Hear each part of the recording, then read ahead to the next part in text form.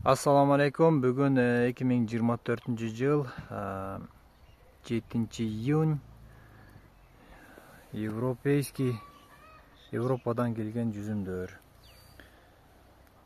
Олардың артықшылығын бұға чейинки видеоларда айтканбыз. Быйыл Кудайым буйрса 5-ші жыл. Ортолукта 1 жыл былтыр мурдагы жылы суу калып кетти дагы. Бир асыла бирак болду. Кайрадан быйыл жанданып көбөйгөн мезгили. Бир кызыкты айтайын туугандар.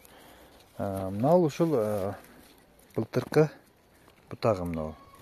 Ал эми мынаулар быйылкы бутагы. Эми караңыздар. Жөнөкөй жүзүмдүн айырмасын дагы көрсөтөм. Булардын түйгөнү мына. 1, 2, 3, анан кээбиркилери 4төн дагы байлап алган.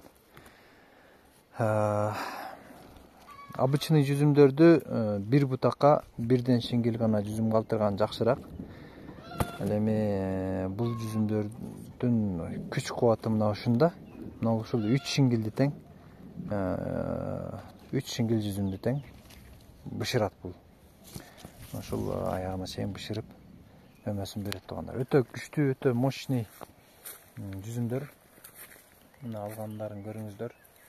Мына ушул гүл ачып андан кийин жүзүм байлайт, бирок ушулардын бардыгы мисалы могу баягы ушул канча болсо, ушунча жүзүм байлайт бул. Анан аябагандай бат жартактап өсүп кетет.